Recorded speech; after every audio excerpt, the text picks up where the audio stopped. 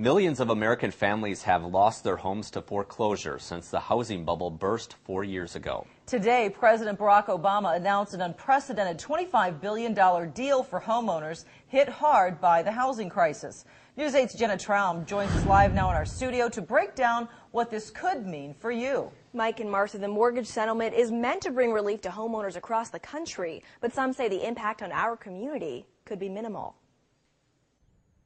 It's the largest joint federal-state settlement in the nation's history, meant to bring relief to some of the hardest-hit homeowners and end some of the most abusive practices of the mortgage industry. Banks and mortgage servicers expect that homeowners will meet their obligations under a mortgage.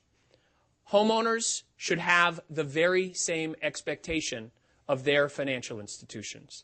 And with this settlement, those institutions will be forced to live up to those expectations. The nation's 5 largest mortgage servicers, which were rescued by taxpayer money, will put billions of dollars toward relief for families hurt by the housing crisis. Those 5 mortgage servicers are Bank of America, JP Morgan Chase, Citigroup, Ally Financial, and Wells Fargo. They'll provide refinancing for borrowers stuck in high-interest rate mortgages, reduce loans for families who owe more than their home is worth, and provide relief to homeowners who have been hurt by abusive practices in the industry. Practices the Attorney General says robbed many homeowners of the American dream. Our investigations revealed disturbing practices. For instance, we saw that far too often servicers pushed borrowers into foreclosure, even though federal regulations require the servicers to try other alternatives first. Here in Wisconsin, homeowners are expected to receive $140 million in the settlement. Minnesotans are expecting $280 million.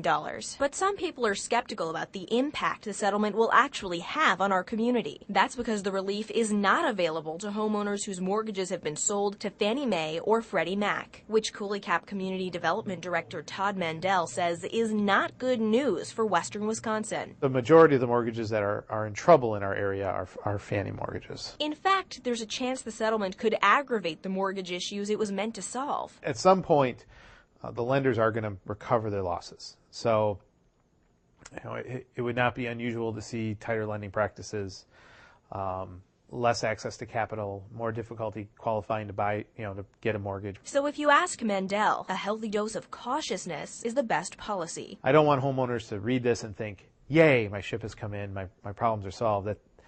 It's unlikely that's the case. Maybe the ship's gotten a little easier to steer. To find out whether you qualify for relief, you should contact your mortgage servicer or go to nationalmortgagesettlement.com.